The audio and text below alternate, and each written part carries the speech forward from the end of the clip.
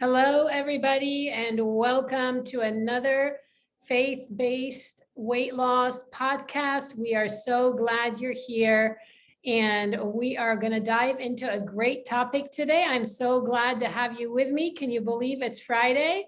If you can't believe it's Friday, then put that in the comment. If you're excited about the weekend, let me know. This week kind of was crazy for me, and I don't know about you, but I am ready for the weekend. This weekend is special for me because I am growing another year wiser. So I am celebrating a birthday on Sunday. And so today my podcast subject kind of ties in with that. 5 most impactful weight loss lessons I wish I knew before I turned 40. I am turning 47 on Sunday and can't quite say I wish I knew these lessons before 50, and I'm sure I will have different lessons before then, but I want to share with you the top lessons. Now, if you are watching live, I want to see you drop a hi in the comments and let me know. And if you are not watching live and you're watching on Anchor, on iTunes, or on YouTube later, I want to invite you to come and join our Facebook community at www.facebook.com/groups/faith-based weight loss for women. That's the number 4. You want to be a part of this community because you want to engage. You can ask questions. And it is really the very vibrant and strong community of faith-based women who are trying to lose weight and experience transformation. And you can be watching live with us. So it's really cool. And I invite you to join us. But if you're watching on replay, then let me know. Also, drop replay in the comments. Still trying to see who's on with me here today. And so far, I'm not sure who's watching, but I'm trying to see your comments. Always like to see you engaged. Okay, so who's ready to hear about the 5 most impactful weight loss lessons that I wish I had learned before I turned 40? And if that's you, then go ahead and drop me lessons in the comments. Okay, drop me some lessons. I'm opening my backup plan so I can see your comments. And yeah, who's with me, guys? Anybody here? I'm still trying to see if anybody's with me. I see myself, but I don't see anyone with me. I want to make sure I get a few of you on. So who is wanting to learn about the lessons that are important to weight loss? And yeah, you want to learn? Let me know. So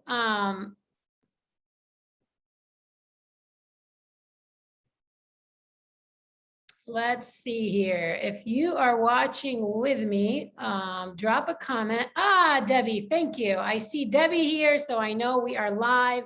Sorry, guys, I've done this so many times and you would think I'd be a pro, but I still have glitches and I just trusting the Lord through all the glitches. Debbie, good to have you with me, and I'm hoping we catch a few more people joining us.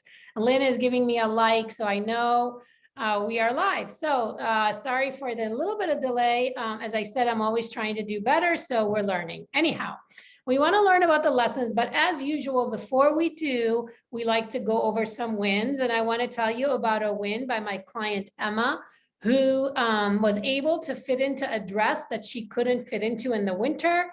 And that was a huge win for her. She is just starting out with the program. She's part of this community, and she was excited to share this win with me when we connected this week. Another win I want to share is Jill, who just completed her strength testing that is part of the program that she's in, and is establishing great baseline strength goals, and has been working so hard and seeing so many scale and non-scale victories for Jill, more non-scale, which has been so important to her.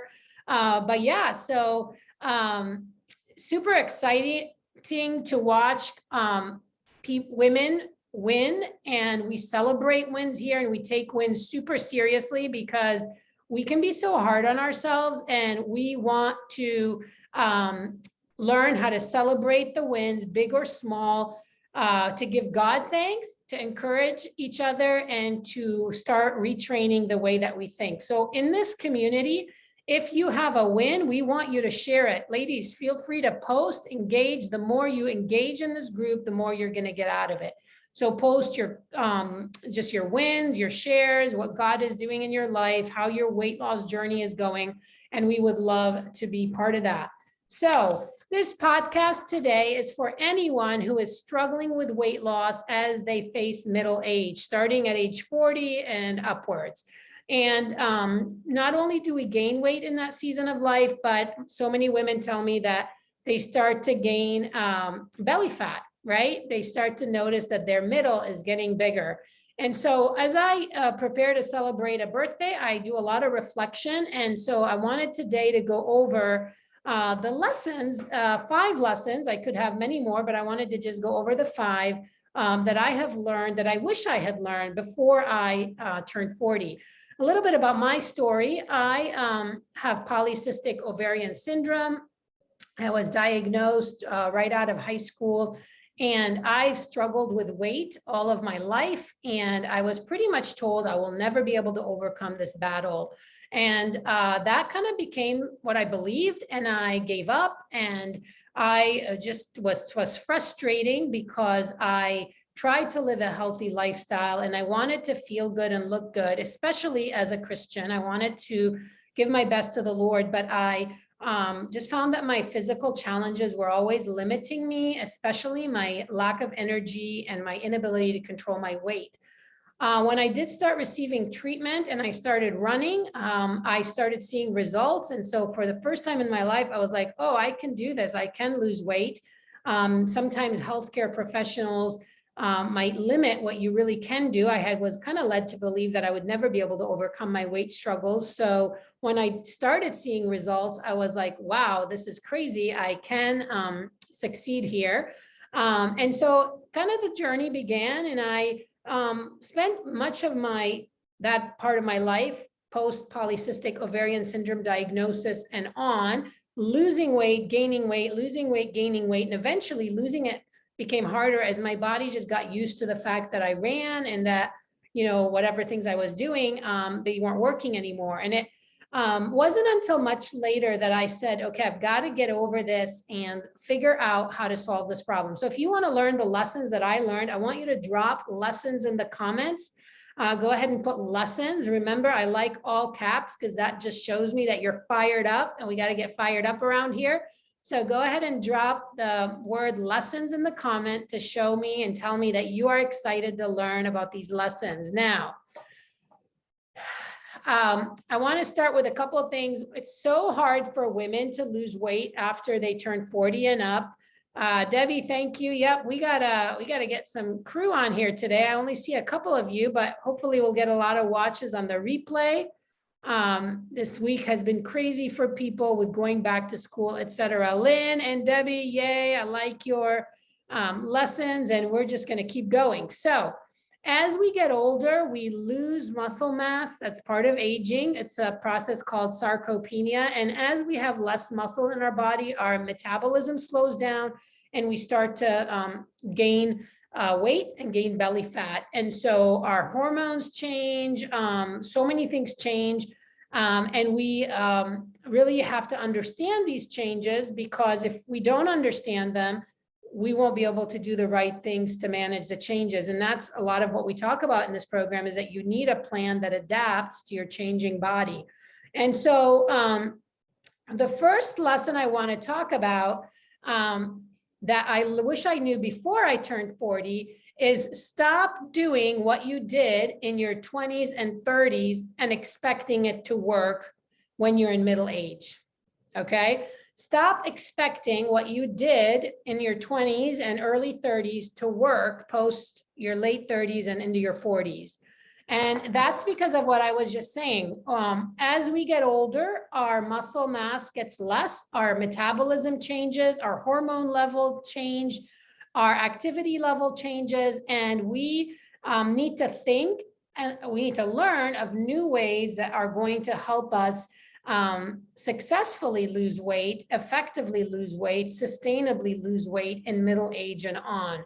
And so many women say to me, I mean, I talk to a lot of women every day, and they say to me, I'm trying to do what I used to do. I used to just cut back on my food and move a little more, and it's not working anymore. And maybe that resonates with you. And if it does, drop that in the comments, say, I relate. You know, you can relate to that. You're like, I used to gain weight, and then I would just, you know, start eating better, eating less and moving more, and my weight would come down. Well, now it's not working anymore. And as I said, I hear that all the time. And that's because your body is changing. So stop expecting that what you did in your 20s and early 30s to work as you approach 40 and on. Okay. Number 2, stop cutting and pasting. If you've listened to any of my podcasts, you would have heard me already say that. And that's what I did, guys. Today, I want to tell you a little more about my story. I did a lot of copy and pasting, cut and paste. And so what does that mean? It means you hear something here, and so you say, oh, that sounds good, I'm going to try that. And then you hear something there, your best friend's doing this, you say, oh, I could do that. You start doing that. You go to your doctor, he suggests, she suggests this, you say, I'm going to add that in.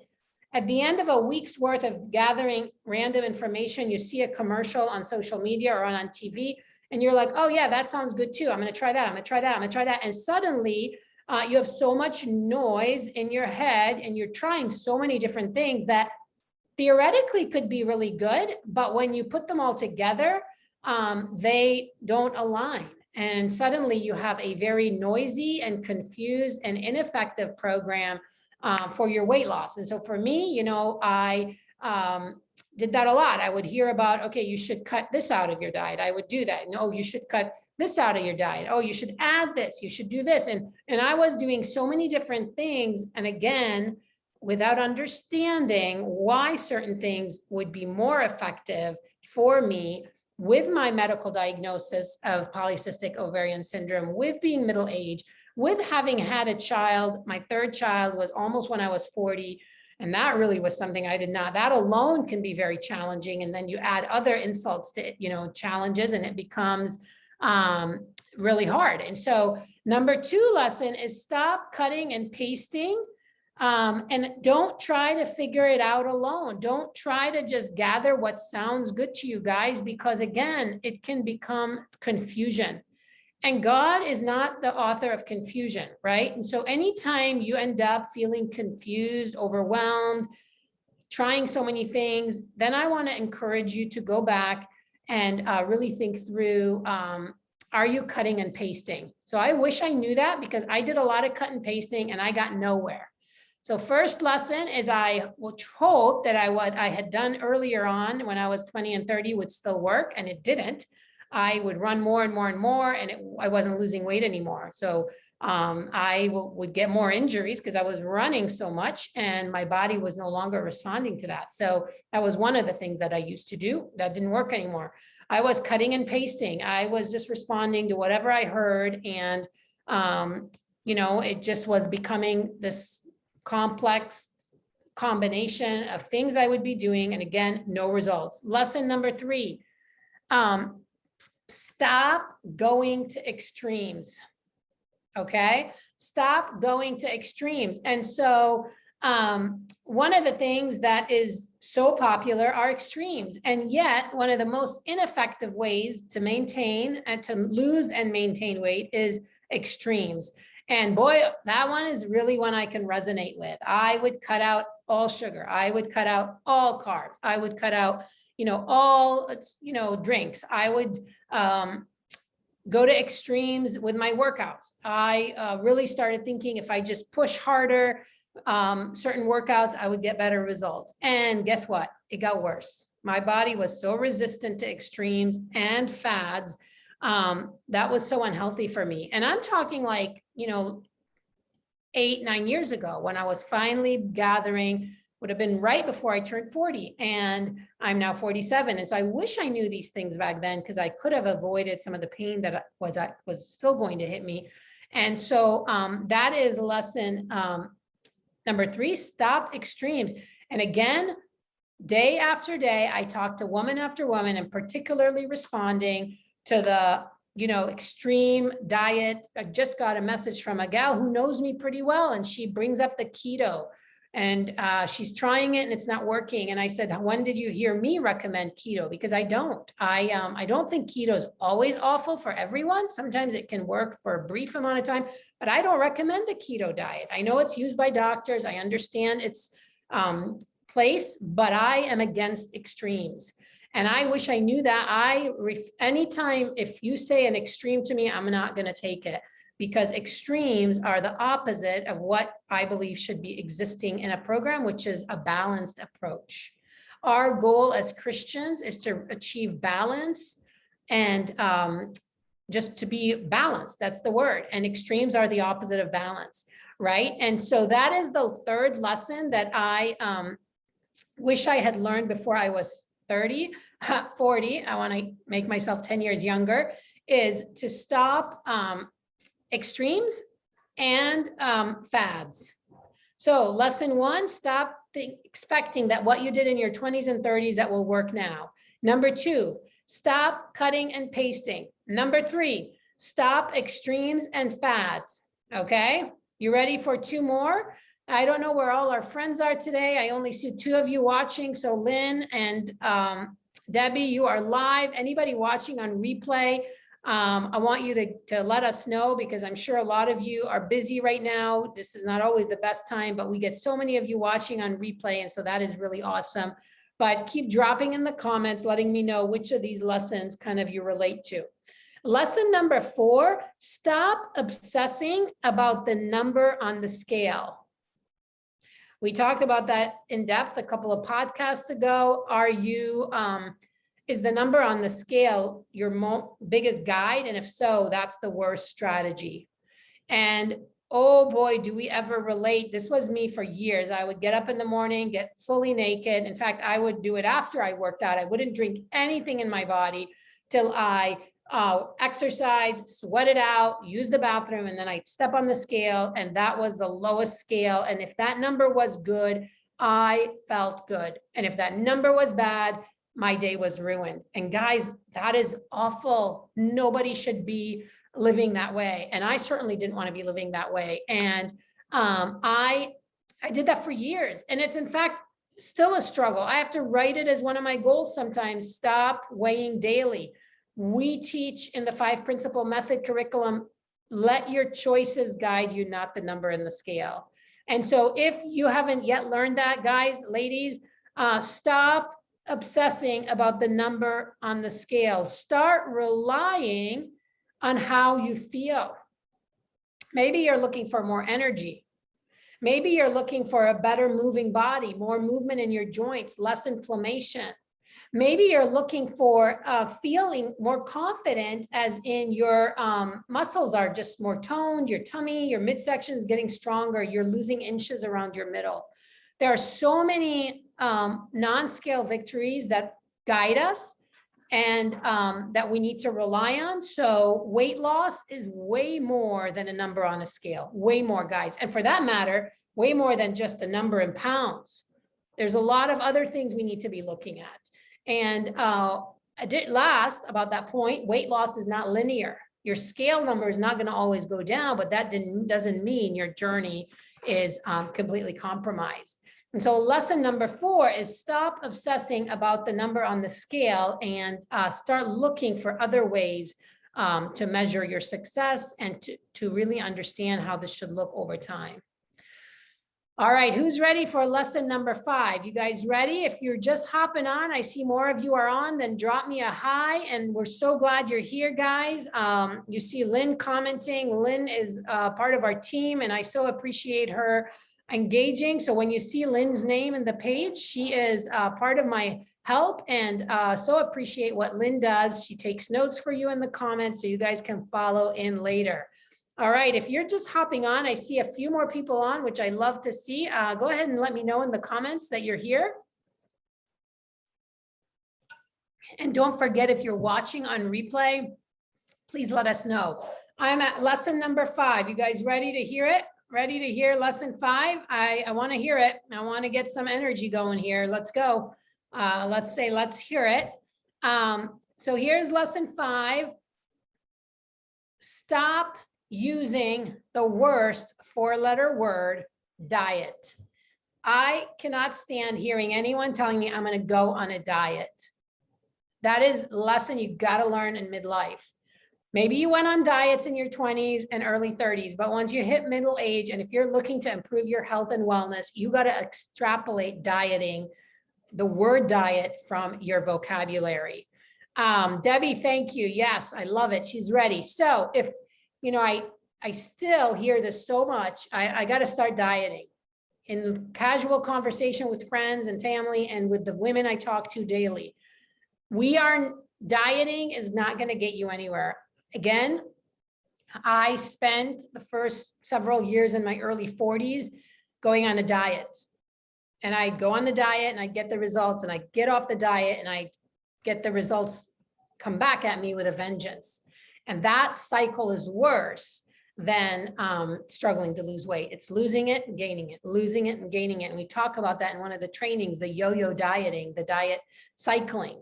And you've got to stop that 4-letter word diet. We got to get rid of it. Never think you don't have to go on another diet to lose weight.